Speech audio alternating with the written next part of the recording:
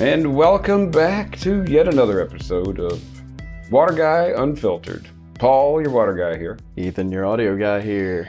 And we are going to have a jam-packed, cool episode. This is actually one that I've been holding off on for a very long time. What's that? Well, because there's a lot of idiots out there. Okay. Fair. And I like the fact that there's idiots out there because that just means it's less people that I've got to deal with. Okay. Because they don't really understand how to deal with certain water problems. Right. So this episode today is going to be called "What Do You Stink About Your Water?" Yes. I sense an odor. Odoriferous tone. Yeah. Yes. Yeah. So one of the big, actually, it's kind of funny because this is one of the most difficult problems that we deal with. Odor? Odor. Okay. Yeah. You would think that it'd be, just put something on it, right? It's not quite that simple. So I was hesitant about this because there's a lot of folks that have no idea what they're doing, but they claim they're in the water treatment business. All right. And they'll Google, and it's kind of funny because I was trying to pull up some little details that would, spice this thing up by using AI and going on the internet for today's episode. There's a lot of misinformation out there. Doesn't surprise me. Yeah, imagine that. The internet is not entirely truthful. I know. So these guys will go out there and they'll get their information off the internet, and then poof, it's like the gospel. They'll just run with it, and they haven't mastered the craft, so to speak. So you really have to identify what kind of smell are we trying to fix. Right. And I know we jumped in without any small talk. There was talk about warming up into this episode, but we've got so many customers that are dying to go ahead and click on this one. We'll save the small talk to the end. Yeah, let's cut to the chase on this then. All right, so we're just going to jump right in there. If you have odor, smell, stink, whatever you want to call it, stank in the well, in the city water, whatever you got, and it can happen anywhere. Yeah. It could be on any water source. I'll just start running down some of the usual culprits, and you might think, that's interesting. First one, sewage-like smell. Yeah. That has a really weird, it's not like rotten eggs as much as it's more methane-y. It's got just a terrible smell. But if you smell sewage, chances are it's not coming from your water. Right. So that's one of those things sometimes we get called out and people are like, water smells like sewage. And I'll get there and I'll be like, yeah, that actually does smell just like sewage. Yeah. So if you have sewage smell, I will tell you that it's probably less than 5% chance that it's actually your water. Wow. Okay. Yeah, it's 95% of the time it is something completely unrelated to the water itself.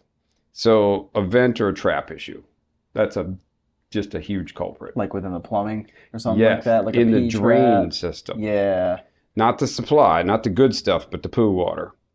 And I got this, I will throw a little anecdotal story into this one. Alrighty. When I was first getting ready to transfer down to the Richmond market back in 2010, remember that was right after 2008 and the big debacle. Yeah. So I came down and I flew in town. Never been to Virginia before. Didn't even know if I was going to like it. I just knew it was close enough to Raleigh for me to be close to my in-laws. And my mother-in-law was getting older, and I was like, this is going to have to be a priority in terms of being within striking distance if something terrible were to happen, but not close enough to where, we need to watch so-and-so. Yeah. Like right now. I had to be strategically like 3 hours away where we could get there, leave in the morning, you're there by lunch type thing. So I finished up with the interview. Interview went really well, and I was like, you know what? I've got some time. I need to go ahead and check out the Richmond market. So hooked up with this guy, which is a whole nother story we won't even go into. But he was a realtor, and he used to be a builder, so he knew the area really, really well. And he starts pulling up a whole bunch of different properties that are available. And I remember thinking, my first thought was, oh my gosh, this is just as expensive as Chicago. Yep. And he was like, yeah, it's pretty much the same exact market. I'm like, well, geez, I thought I was going to get, a bigger house because I came from like a 1,200 square foot house up there. Right. So long story short, he's looking through all these. We have back at his office, he's got this big screen going, and he starts flipping through, and he's like, oh, that's a bad area, junk, overpriced. He's, just nailing them. Completely transparent with you. Yeah. And he gets to this one, he's like, something's got to be wrong with this. And that got my attention because I was like, oh, if it got him, sparked up, I wonder what this is all about. Yeah. And he was like, there's no way. It's like, this house is only like 9 years old, and it's like a third of market value. So he's like, there's got to be something wrong with it. Well, it was foreclosure. Okay, well, yeah.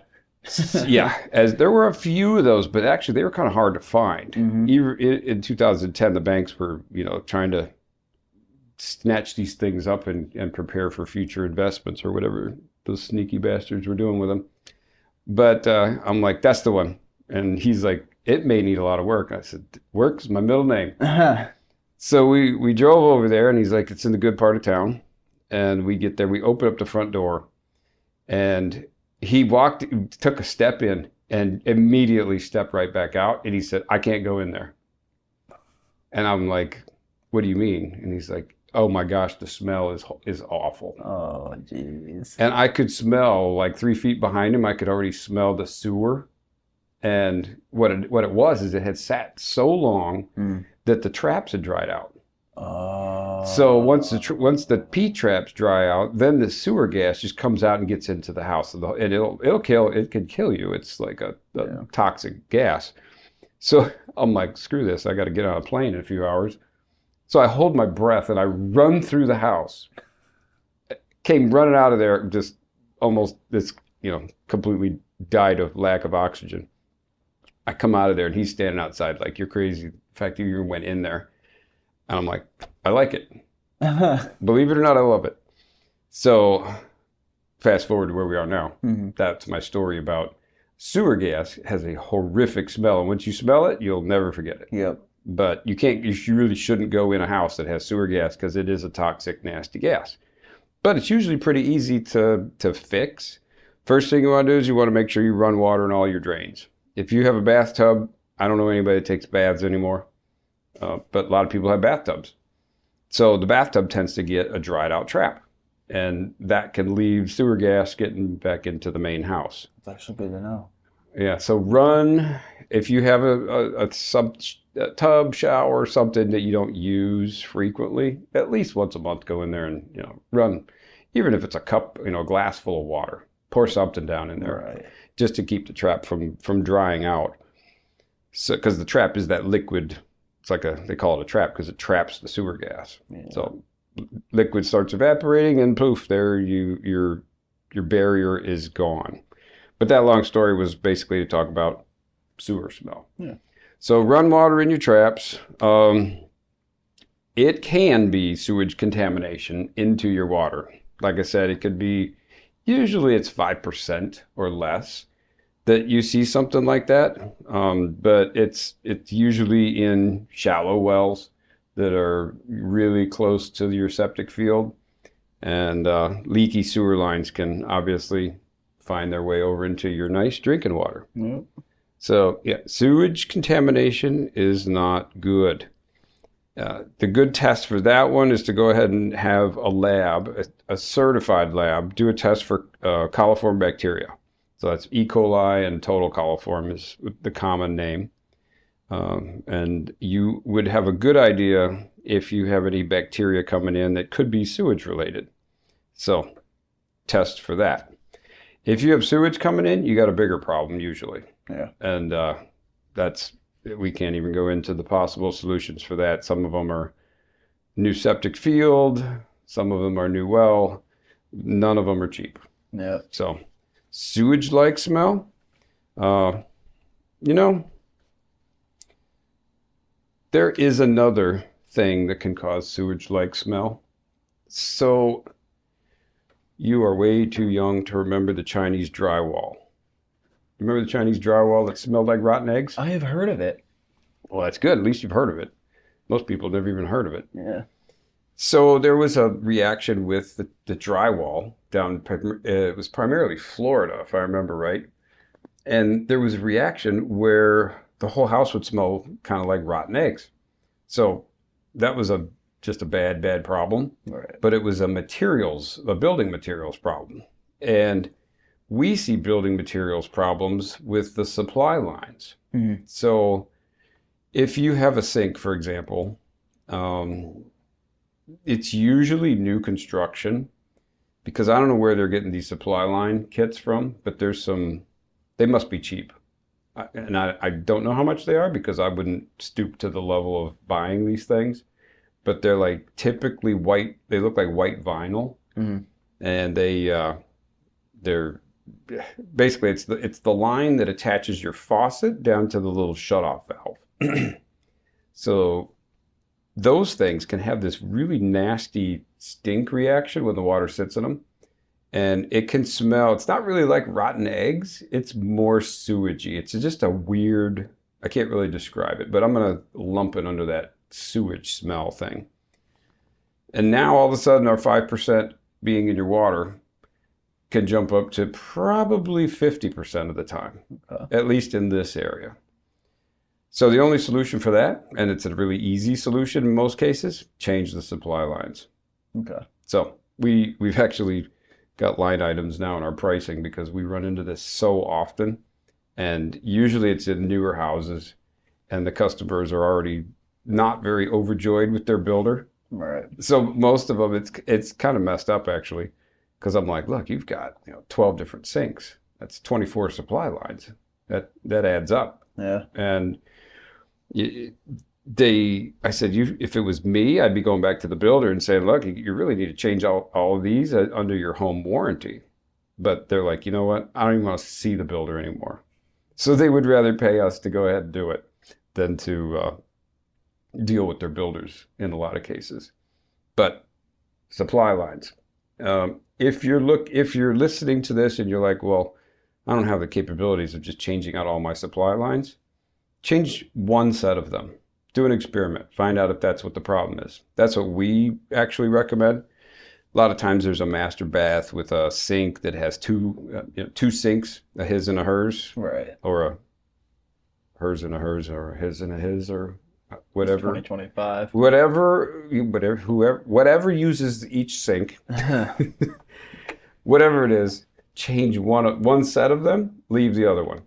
We did that for a guy because he was very suspicious that was the cause. Had a hard time believing that could be contributing to the smell in the house. So we changed out his and we left his wife's. And his turned out perfectly. And of course the wife, then she was like, all right, now the whole house has to get done, because you've proven the point that that's exactly what it is. So supply lines, change out, try a little experiment. If that's not it, sometimes it's trial and error in this business. Yeah. And this actually next month makes 10 years that I have been doing this every day of my life. Wow. So I've got a decent amount of experiences. Yeah. Nice. And that is why I'm hesitant to give out some of the trade secrets, so to speak. But we're going to do this because I figured if you find value out of this, you might share this episode, you might like us, subscribe, hint, hint, and it'll help us overall. So, like and subscribe if you like what you're hearing so far, and share it with anybody that you may think can get some value out of it, no matter where they are. We get folks all the time calling us with questions from different countries even. I've had Canadians, wow, different parts of the U.S. call in. We will help everybody. We're actually toying around with the idea of having a online like phone technical help, where it'll be a heck of a lot cheaper than hiring a plumber. But I can't tell you how many times I can walk somebody through a problem solving and at least be able to tell them, you need to call your electrician or you need to call your well guy. or it's your water treatment system, or it's your water heater. Basically, we can figure out things over the phone. We've gotten so good at that we might as well just start doing that as a side profession. Yeah. So look forward to that in the future. But that takes care of sewer smell. All right. Then we got pool smell. Pool is cool. No. Pool is that's what it smells like when the water is chlorinated. Kind of like you smell your washing machine after you run a bleach load. That kind of smell. Yeah. If you've got pool smell, you need to call us. Yeah. You need to call somebody. And if you're looking for the cheapest possible thing, just go to the internet and don't waste a professional's time. I'm just throwing that out there, being honest. We got a lot of folks that actually they need help, and they appreciate the value of professional equipment and professional service. Not everybody does. It's fine. Just try to not call somebody out and have them spend hours of their time telling you what you need, and then you go out and try to find it cheaper. That's like going to the doctor, shafting him on the bill, and then going to Tijuana. So, yeah, don't do that. Pool smell. Easy to take out chlorine.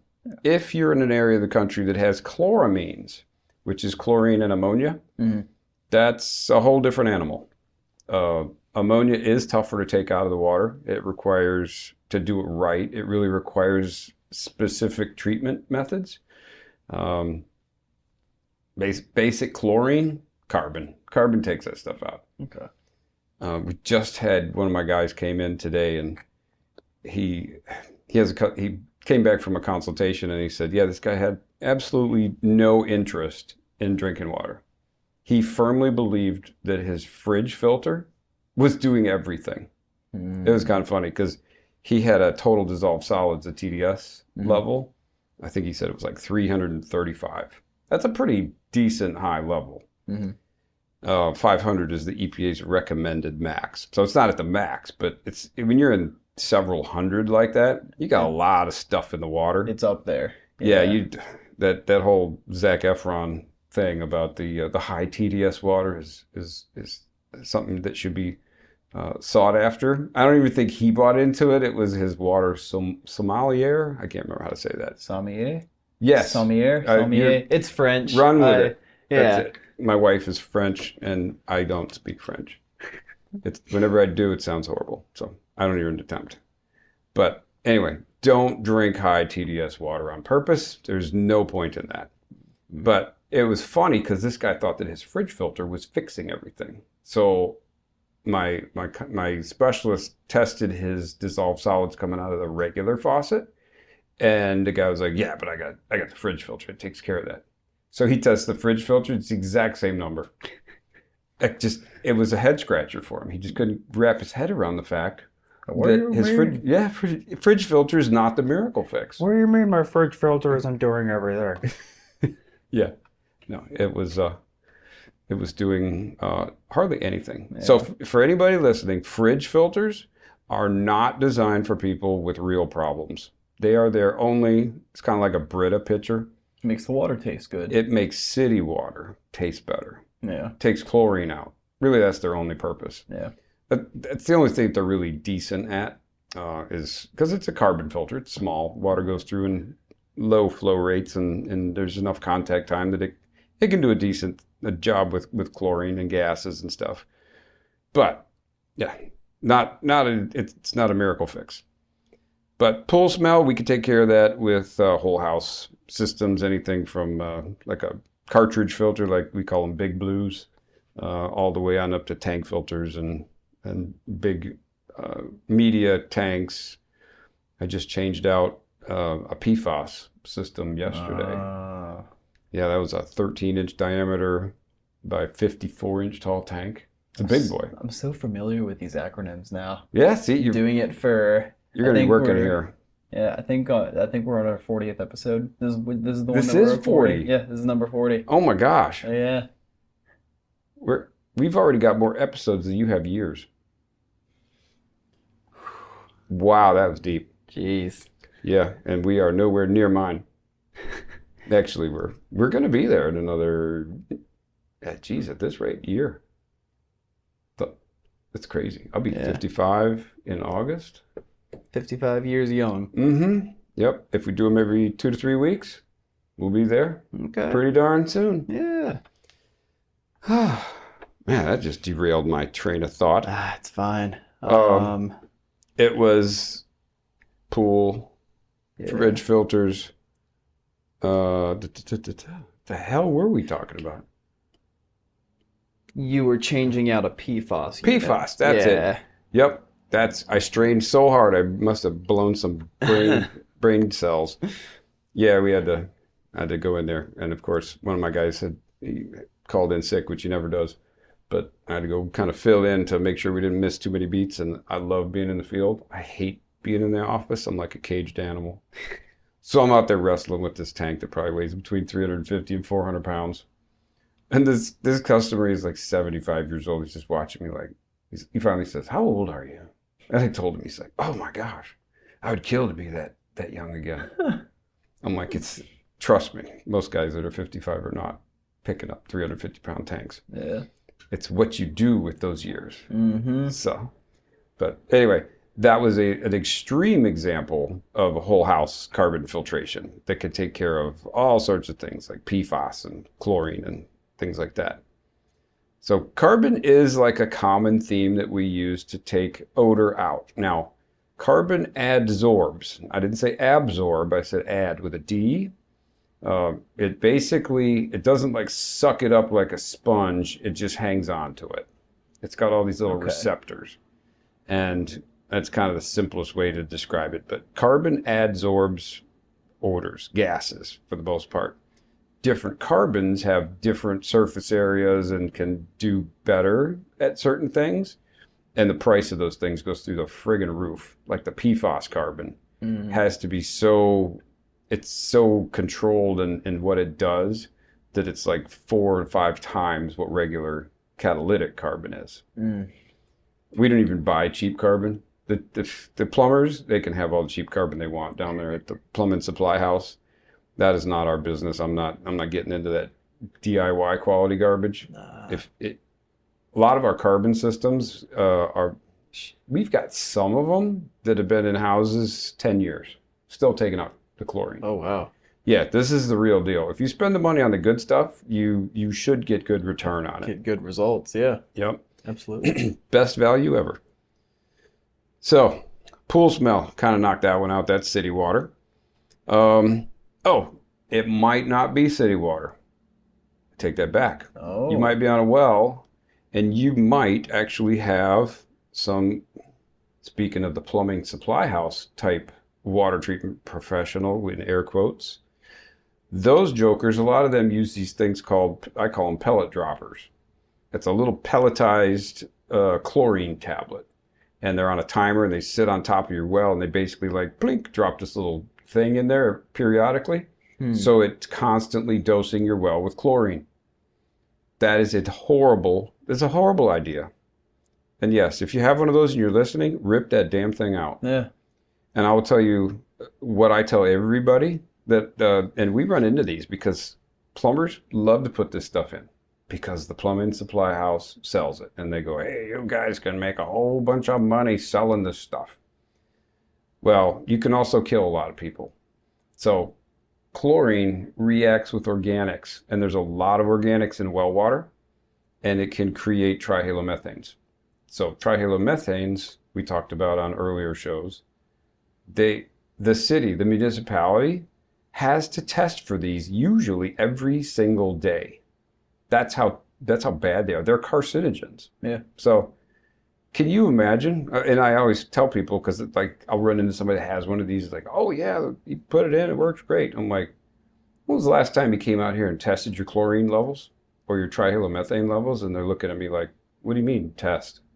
I'm like, "Yeah, you have to know, and then I'll test the house." And I had this one guy, and this was probably a $5-6 million house. I'm not talking some crappy little house that just couldn't afford anything. He actually he bought this because his plumber said, "Yep, that's what you need."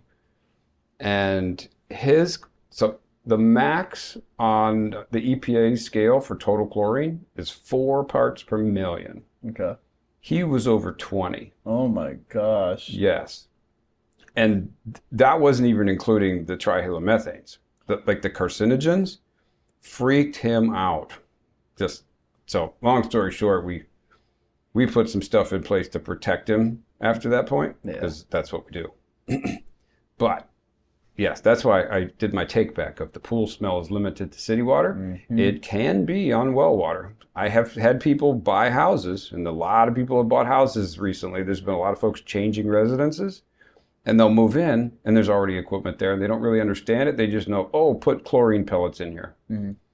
Then they find out this is horrible.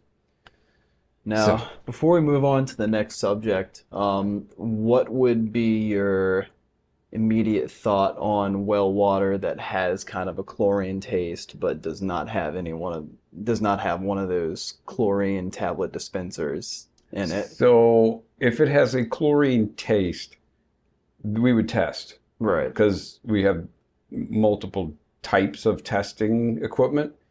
And if he's not, I can't even call him a competitor. He's just some clown boxer out there in Williamsburg. And if he's listening, yeah, I'm talking about you. I'm not going to say your company name because it's not even a real company. But anyway, this guy does not even own a test kit.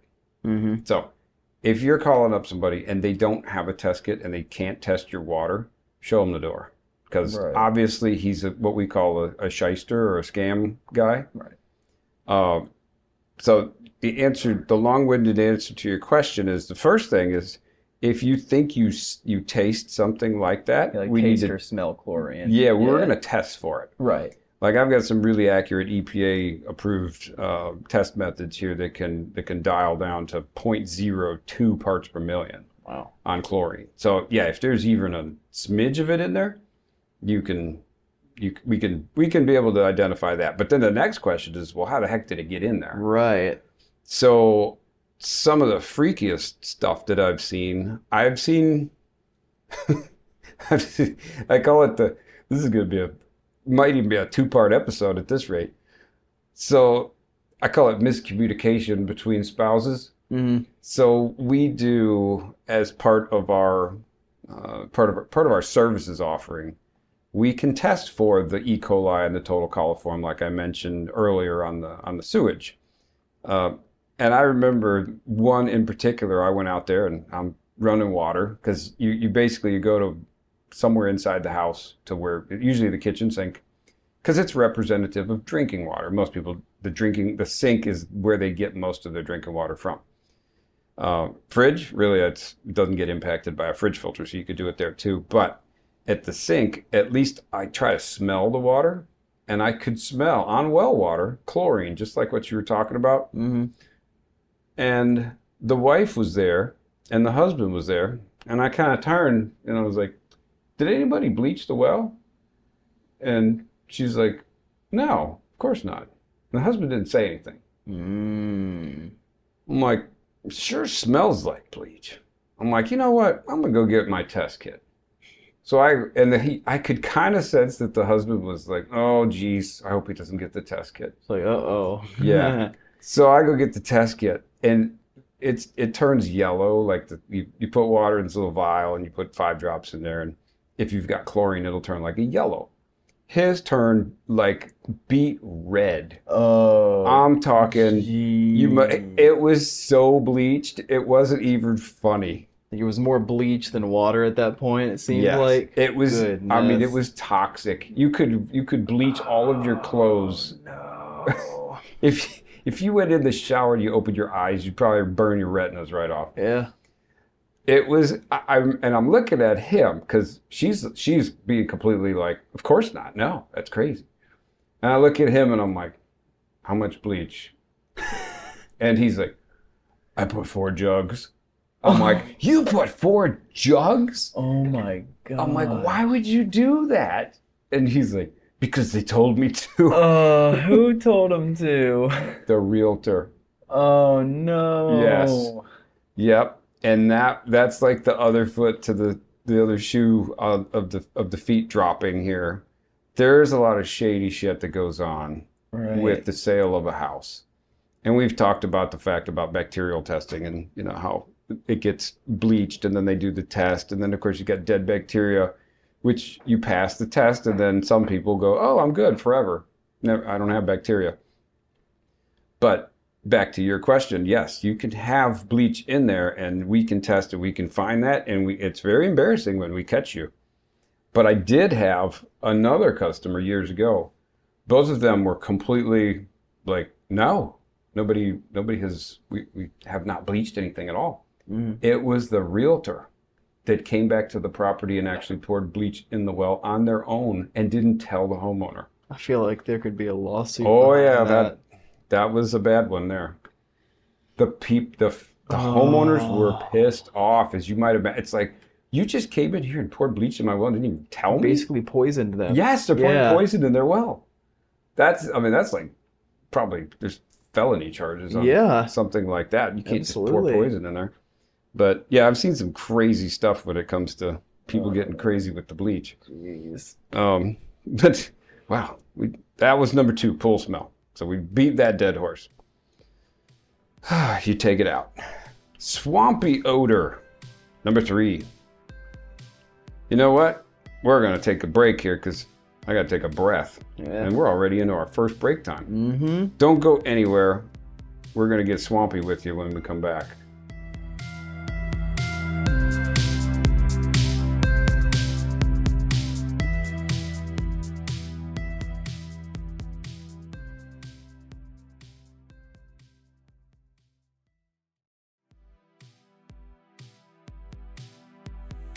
Hi, I'm Paul, host of Water Guy Unfiltered. If you're looking for fun topics like landfill juice and the history of coffee mixed in with things like haloacetic acids and the forever chemical PFAS, you've come to the right place. Check out Water Guy Unfiltered and learn the raw truth about water stuff, where it's educational and informative with a shot of humor just to keep it fun. We started as a weekly radio show, and now we're podcasted everywhere. Join us.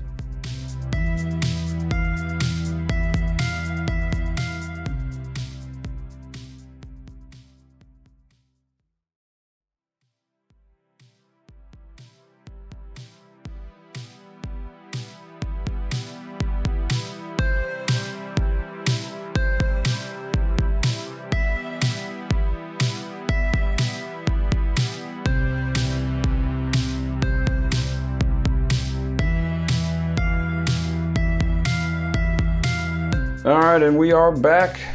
I re-oxygenated my lungs, and we're going to get into swampy odor. But first, during the break, I was reminded that there is another situation that you could have chlorine tasting or smelling water, and you don't have a pellet dropper.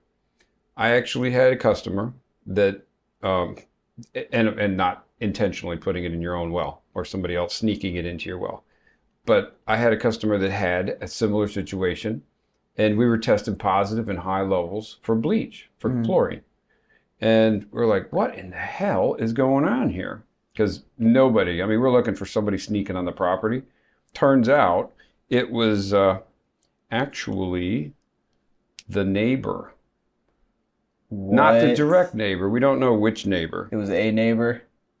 A neighbor, correct. It was a neighbor. And they were bleaching their well. Oh my God. And the water had actually carried this bleach underground into their water source. Interesting. Okay. So, might be coming from somewhere else. Huh. But yeah, that's the other situation that I can't believe I forgot about. Interesting. Now, swampy odor.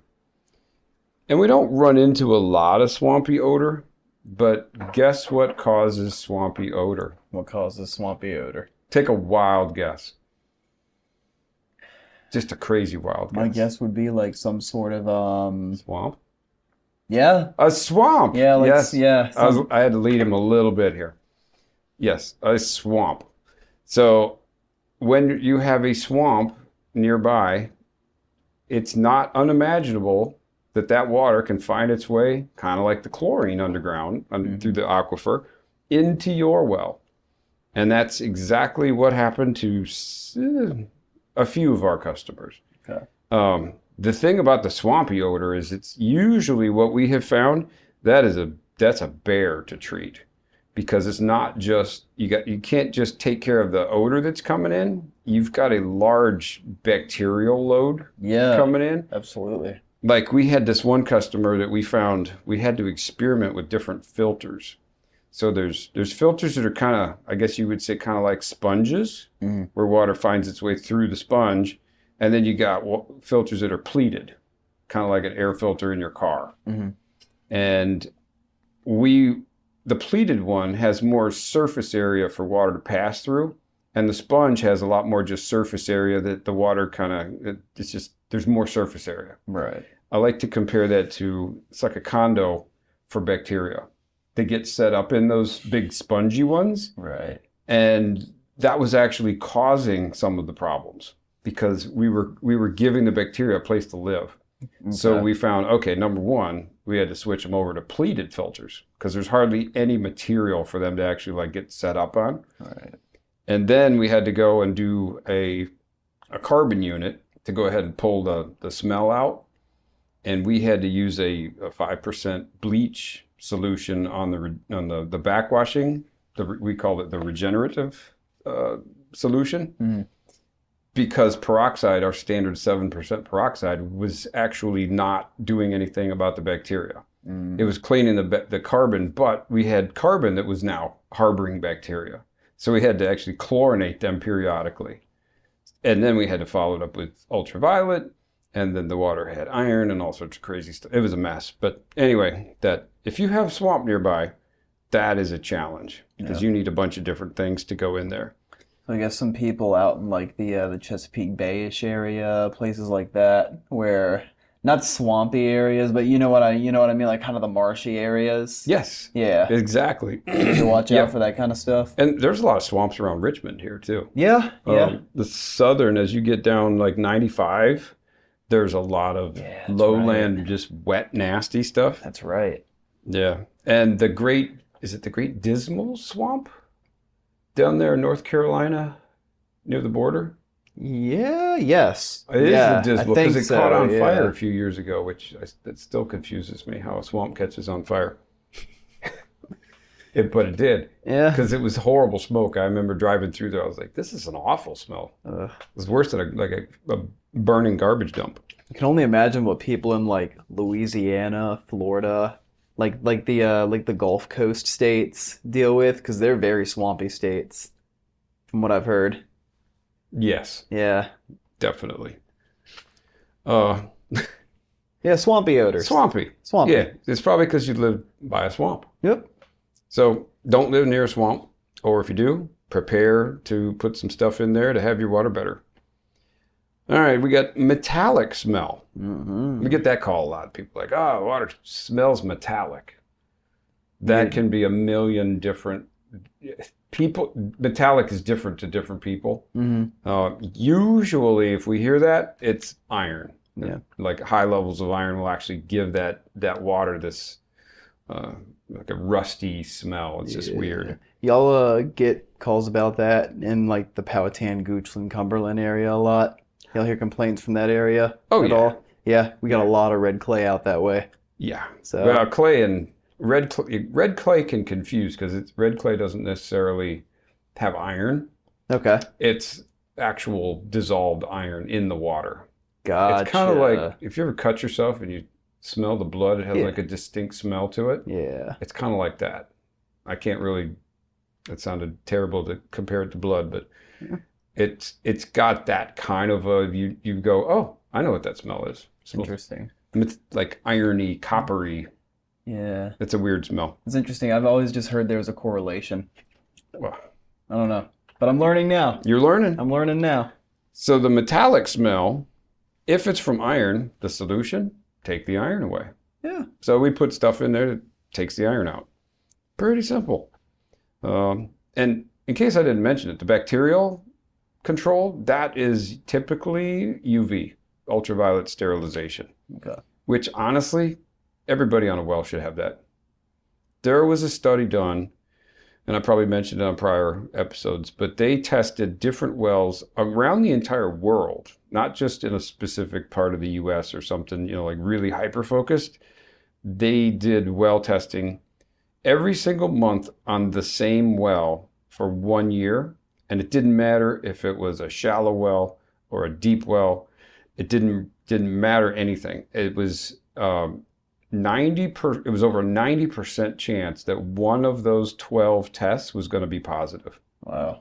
So anybody that thinks I don't have bacteria because I got it tested when I bought the house, you're fooling yourself. That's not how this works. Yeah. It's a picture. I shouldn't even say this on the podcast. I'll say it because I showed you a picture. And the picture, so the picture is a very, very not very kept well cover.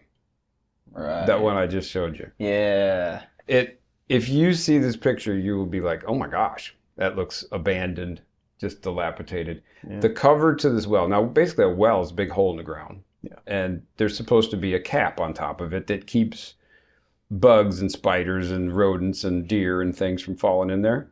Well, this one had deteriorated to the point where literally you could probably, an opossum could probably find its way through the holes that you could see even in the picture. Jeez.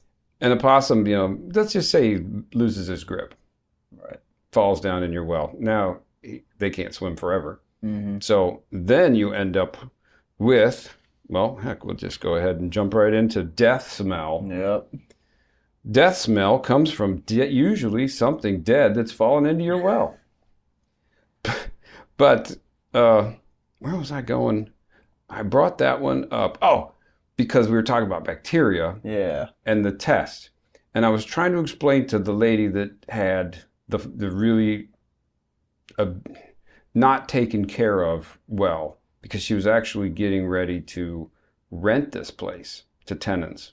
And I'm like, hey, you really, especially seeing the condition of your well protection, you need to put an ultraviolet in here. If you're going to rent this place to somebody, if nothing else, for liability reasons. Yeah. I mean, you don't want to have somebody move in here with a compromised immune condition and start drinking the water, and then they, heaven forbid, they die. Yeah, seriously.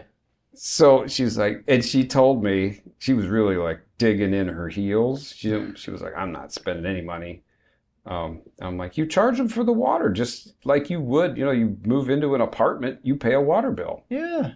And I'm like, it's not that expensive if you look at it monthly like that. But she's like, I don't have bacteria. I got the well tested. And I said, look, and I went out on a limb. I know people are going to think this is horrible. I said, it's kind of like AIDS. Okay. At that point, I went right for the jugular. I was like, it's like AIDS. You could get tested right now and you could not have AIDS, right? But that's not a guarantee that you might not have AIDS next week. Right. Yeah. I was trying to think of the most shock and awe that I could, Yeah. and AIDS just came out. So Hey, whatever works. that's the beauty of being free and having a smaller business with, thank goodness, nobody I have to answer to. She still didn't pick up anything. Well, But at least I had a funny story about AIDS that isn't funny, but that was as funny as it's going to get. But the death smell. So her well could have absolutely had all sorts of things, snakes and stuff falling into it. I mean, yeah. I know we're on a podcast, but if you could see this picture, I could easily make a fist and put my fist through some of the holes, like around the top of this thing. Mm. And there was a tarp that they obviously had used at some point. Yeah, I saw the tarp in the picture. But wasn't on the well. Of It was course. laying next to Just it. sitting next to it, yeah. Yep. So it wasn't even really doing anything. Uh, And of course, she's out there like spraying for weeds and who knows oh, wells. dude. Oh, I know. It's like it just got from bad to worse. So it's like, I hope these tenants at least bring this up to her Right. when she can still do something to change the situation, because that's bad. Chemical odor. Oh, well, sorry, I didn't really finish death. Basically, if you have a dead animal in there, you need to call a professional. Don't try to take that out yourself, because there's a whole different process that you're going to have to go through to make sure that is safe to drink out of again. Yeah. Just the grossness of it. Ugh. But, all right, chemical odor. Yes. I'm sure, and it might just be this area, but I'm sure a lot of folks have heard those advertisements from the attorneys that are like, oh, if you were at Camp Lejeune, yeah, call me, I'll get you tons of money. Yep. Yeah, the parasitic attorneys, that, and I say that, but they're the only ones that really walk away with a huge paycheck. Most of the other folks they get a little bit of money, but they're the ones that paid the price. Yeah. But anyway, chemical odors, we talk about the Camp Lejeune thing. I actually had, I don't want to get like subpoenaed for anything, so I got to be real careful what I say, but I was told, which is hearsay, so they can't have me in there to say this, so I'm safe. I was told that the Camp Lejeune thing, that all the soldiers that were down there, everybody I talked to said the water tasted and smelled chemically. And somebody told me, they said, yes, there was like the repair where they fix and work on all the military machines. Apparently, all the waste stuff, the solvents and the oil and all the other shit that they come up with, they dumped it in a hole. No. Yeah, that's what I heard. I can't personally verify it, so do not subpoena me. But that's what I heard, and it makes absolute sense based on what everybody says. Yeah. So that very theoretical situation. That the other one that we run into with chemical odor is what we call that new well smell. And unlike a car, it's not a desirable smell. It's not pleasant. It's a very eerie, chemically, almost like a solvent. I smell it and I'm like, this does not even remotely smell healthy. Yeah. So when they're drilling those wells, who knows what fluids they're actually, driving down in there, because a lot of well drilling involves lubricated bits and a lot of water that gets like recycled. But it's got a really weird chemical smell. And everybody that I've gone out to that had a new well that had that smell, I said, you definitely need carbon protection from whatever VOCs are coming out of this thing, because I guarantee you, if I can smell them, you've got them. Yeah. Because that's a pretty potent thing. I have saved rotten eggs to the end. Perfect. Let's talk about rotten eggs then. All right, rotten eggs, and I saved it to the end for a reason, because that is really the one that everybody wants to dig into. So the rotten egg smell is, and if you've smelled it, you know exactly what I'm talking about. It is typically caused by sulfur-reducing bacteria, and what happens is they release hydrogen sulfide gas, typically from eating sulfates. So sulfates are basically, it's a pretty common, it's pretty common. Gets dissolved into water pretty easily, and like I said, it's a food for bacteria. And the tricky part about it is that it can actually change seasonally. So a lot of people are like, oh yeah, my water really stinks in the summertime, and it's really not too bad in the winter. And so that makes sense, because the water tables can go up and down depending on, melt and rain and stuff like that. Right. And the way to kind of think about this is, think about a big old bucket of dirt and rocks, and you pour water in it, and you can see through, like, maybe this bucket is completely clear on the outside. So you see where the water is. And then you start using water and it's hot out, we don't get a lot of rain, and the water level drops. So that means that it's no longer touching things that it normally touches, but it could mean that it's now only touching things near the bottom, and it could be pulling out like smell in a more concentrated way, because there's not a lot of other water to dilute it. Right. And then conversely, when we get a whole bunch of water and the aquifer goes up, Now that water is up touching areas of dirt that it doesn't normally touch. So a lot of times what we see in like heavy rains around here is we'll see maybe the water has an odor to it because now it's pulling in some additional bacteria. Usually we see it in color because it's kind of it's touching fresh dirt. And you know what happens when you touch fresh dirt? You get a little dirt colored water. Yeah. So yeah, that's kind of what the hydrogen sulfide thing is all about. Bacteria eating sulfate, creating hydrogen sulfide. And our big test for this, and if you're listening at home, you're trying to figure this one out, you can go ahead and get a bucket, big bucket, preferably a white bucket, so that you can actually see if the water has any color to it, just as a side effect. But you need raw water that doesn't go through any form of filtration or aeration or anything like that.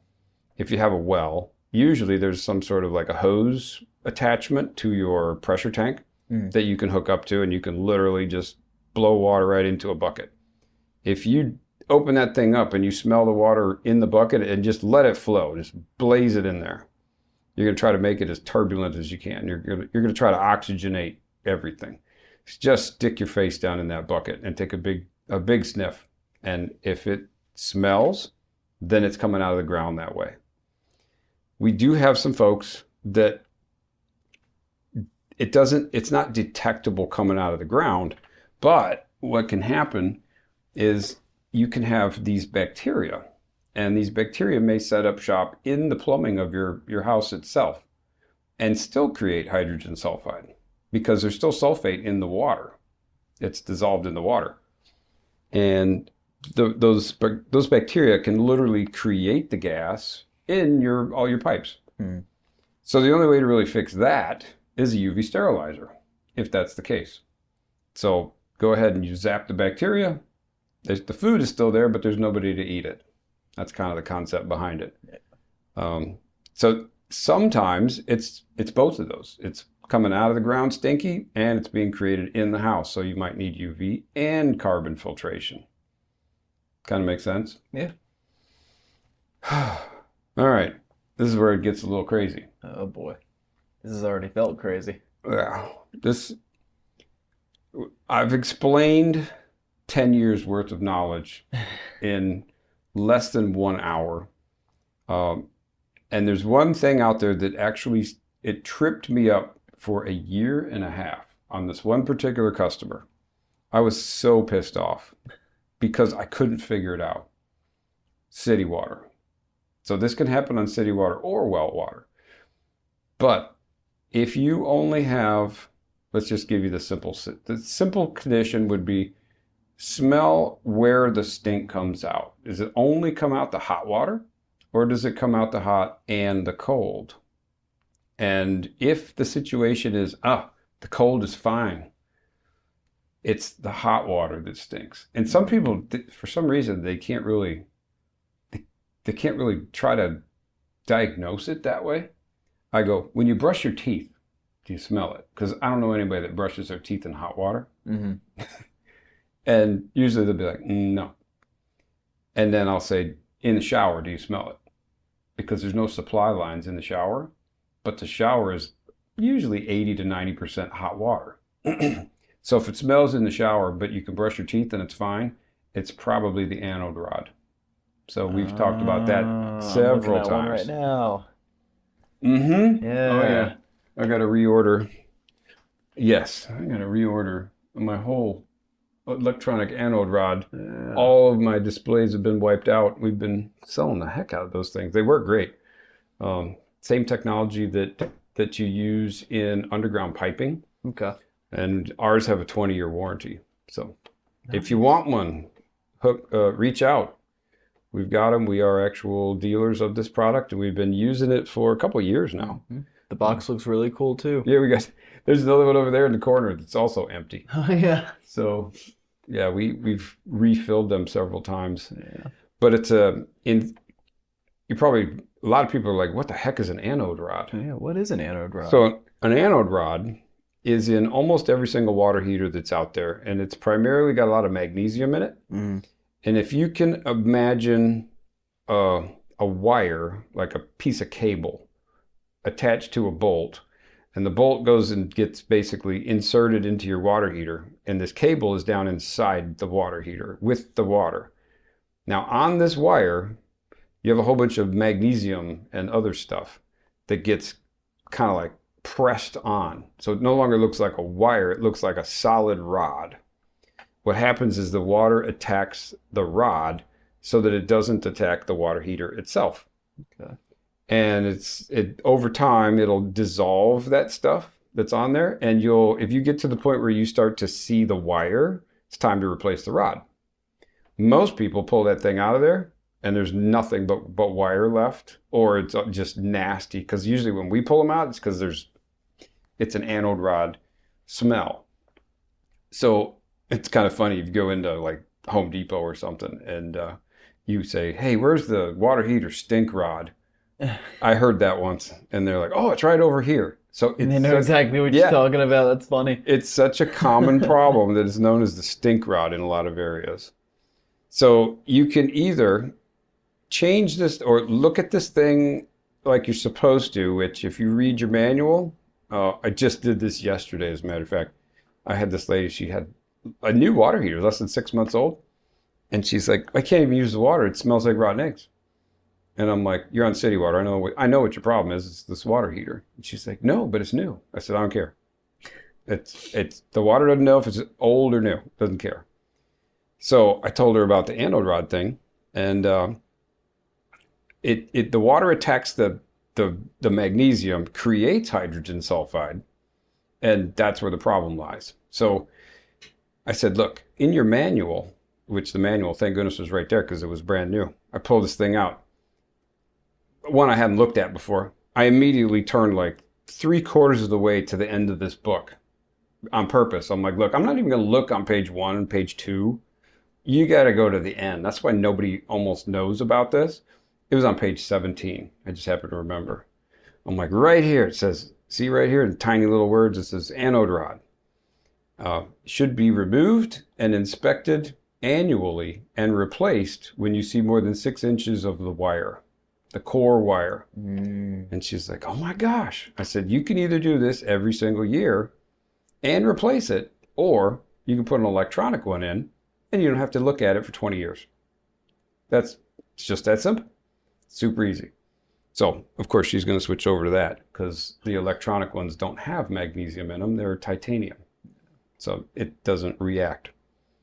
But anyway, that's the other major thing. And the stumper that one, I said there was one like a year and a half, had me pulling my hair out. So they had the stink in the hot and the cold. And I was like, what in the heck is going on here? I actually changed out the carbon tank like 3 different times. I'm putting special additives in there. I'm pulling my hair out. I've probably lost $4,000 just trying to figure this out. But that's what we do. Yeah.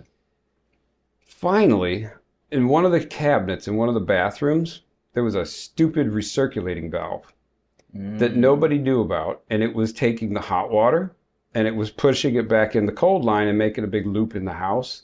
So it was taking the hot, stinky water and it was putting it everywhere. And once I found that, I was like, oh, it's your anode rod. We changed that thing out. Poof, problem fixed. Problem gone. So it's the big thing I really wanted to get across in this episode is stink is very rarely just a one trick, do this. It's very complex. And it takes a specialist and experience to be able to know exactly what your best options are. But don't be disappointed if you need more than one thing.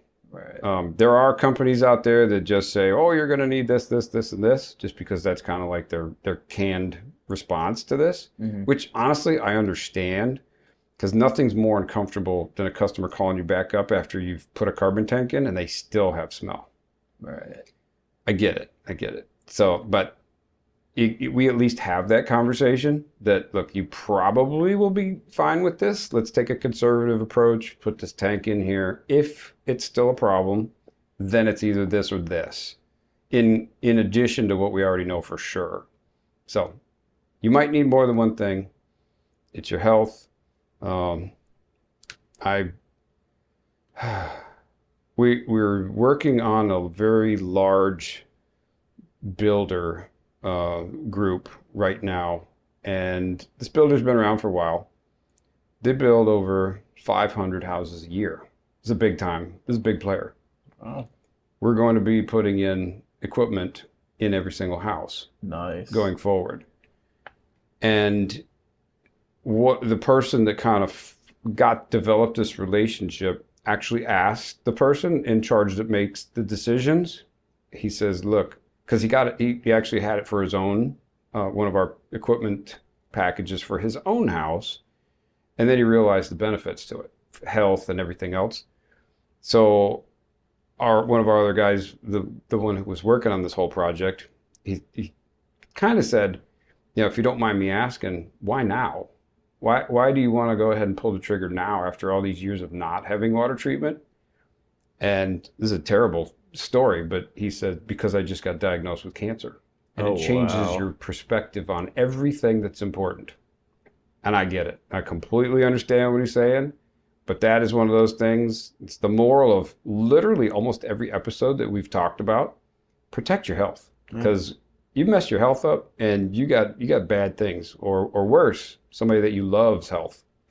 And then you gotta, try to deal with that. But anyway, that was kind of a downer at the end there, but it was a powerful downer. Yeah. So that's it. Hopefully we can help you get the stink out of your water. Reach on out. Tell me what your next desired topic would be. We kind of weeded in a little bit, wove in a little personal stuff into that thing. Yeah. So, Absolutely. I feel like I've just been talking nonstop. Yeah. You got a break over there today. Yeah, this is my element though. I was ready for this one because Stacy was like, what are we going to do this episode on? And I said, you know what? It's time. It is time. Let's do stink. Finally broke it out. Got to break it out. You know what? If these clowns that operate out of their garage pick this up and want to go ahead and play in our sandbox, we'll just keep stomping them. We're the best. And we fully believe that we could always be better. And I want to go ahead and share what we've learned as long as it makes sense. Yeah. So I hope everybody stays safe, and we will catch you on the next podcast. This is Paul, the Water Guy Unfiltered, signing off.